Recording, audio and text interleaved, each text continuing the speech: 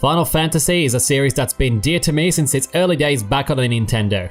Even back then, as crude as the graphics and the gameplay might have seemed in comparison to the new releases, Final Fantasy has always had a special spot in my heart thanks to its story, its glorious musical score, and addictive role-playing gameplay.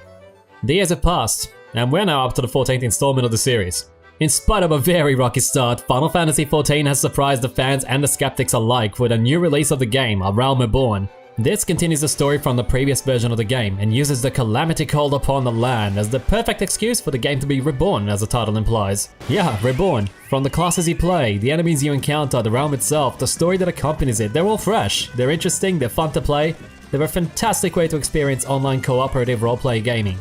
You try saying that all in one breath. With all of the above, as well as new content patches always being thrown at players, Final Fantasy XIV is now going strong, it has a loyal player base, and it's one of those games where running out of things to do is pretty difficult. One of the things we want to do today is give you a basic insight on what happens when a veteran player at level cap helps a friend in need through one of the slightly more difficult encounters required to progress through the story. Ladies and gentlemen, this is yours truly as a white mage, assisting CelestOrion on his level 34 black mage as he pits himself against Titan, the Lord of Crags. Enjoy! You're on a circular cliff overlooking a massive pit, so that's a thing. Oh boy, they're doing it! It's happening! They're summoning Titan. Oh, is he actually made out of rock for this one? Oh yeah. It's a Lord of Crags, bro. Oh, you're an ugly son of a bitch. Alright, so yeah, you need to tell me what to do, otherwise I'm gonna fuck shit up. Okay, well, phase 1 is pretty easy. We just have to make sure that we move out of landslides and, you know, kill him as quickly as possible. Also, the moment all four of us say yes to that, we're going. Okay. But yeah, Titan will do landslide, which means that an entire streak in front of him will, will appear, it'll be a crosshair. You can see that you fucking move, because not only does it do damage, it knocks you back and it knocks you off the cliff. Ah, hello, Thunder 2 Thundercloud. Man, his health's dropping. Oh man, it doesn't do it nearly as often in normal mode. I forgot how easy this was. Oh, okay, wait. Move. Come over here. Okay, that's fine too. That's fine. But yeah, that's why you kind of want to stack with us. Don't stray off by yourself. Okay. And get out of that. I'm out of it anyway. Yeah. So yeah, that's what it does. So this is essentially stay as close to the others as possible so that we can make heals easier, move out of landslides. Oh shit. Yeah, you made it. Fuck yeah, I made it, but it doesn't mean it's not intimidating. It's really fucking intimidating. Let me know so who's gonna be popping limit? The Dragoon probably will, because he's melee, so his limit is stronger against single targets. Okay. The melee always pops limit. Unless someone else specifically needs to do so. Yeah, so see how we stay as close to this as possible? That's how we do it. Okay, Titan's Heart. Now, go. That shit needs to die. Also, Wallace is gonna get jailed at random, and it's gonna be me.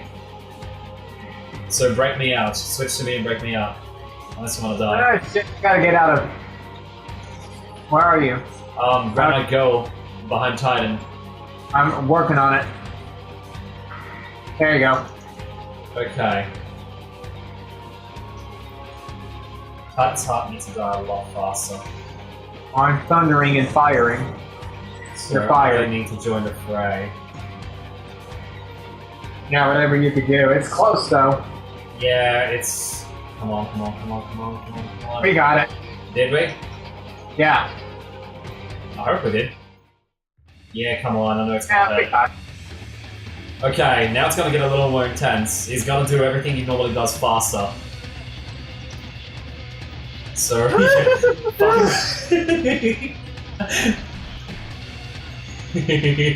How fucking great some music. Oh shit, plumes. Yeah, those circles on the ground are bad. And I always get hit by those fucking things because of lag. And oh shit, what is that? What is this? It means you're about to get jailed, so we gotta break you out. Huzzah! Yeah, thankfully, White Mage is kind of OP. What is that? You just gotta move out of it. That's called a plume, and it goes off really fast, so... Well, we're fucking them up better than it, right? That's for sure. Yeah, that's because we have like 2 level 50s in the group. He's fucking down. Fuck this shit. I think just use the limit. Yeah, we should. I don't know why the fucking Dragoon is waiting. He's fucking... No, it doesn't matter. He's down. Yeah, he's dead. Oh, there we go. GG. So yeah, that's a normal mode Titan. You dropped like a bitch. This is, of course, only one of many things that you can do and see as you progress through the game in Final Fantasy XIV, like the Gold Saucer, wedding ceremonies, a 24-player raid dungeon divided into 3 tiers called the Crystal Tower, crafting professions, gathering professions, housing for free companies, that would be guilds or clans as most people know them from other MMOs, and glamoring your gear to be a different color or even to have a completely different look. Just to give you an example of things that you can do not involving combat, try Chocobo Racing if you get a chance. It's accessible from level 15 and up, it's simple to learn, it's fun to play, there's always someone to play against, and you're getting rewarded as you play by upranking your Chocobo, raising your Chocobo's rating, earning gold points that you can spend on lottery tickets, Chocobo abilities, triple triad trading cards and other squares around the Gold Saucer, you name it. Yeah, that's another thing. Remember Triple Triad from Final Fantasy VIII? That simple, addicting, fun game that we didn't feel like playing all the time because we were too stressed knowing we were wasting time not leveling our characters for Ultimicia's Castle? What, no one? No? Final Fantasy VIII? Anyone? Well, I like the game, fuck you. Triple Triad, or Triad, I don't know about the fucking name, but the game itself is pretty simple. You have a deck of 5 cards and you have to take turns positioning them on the 3x3 board in front of you, paying close mind to the numbers. Depending on how you position your monster against others or against walls, it could be the strongest or the weakest card you play.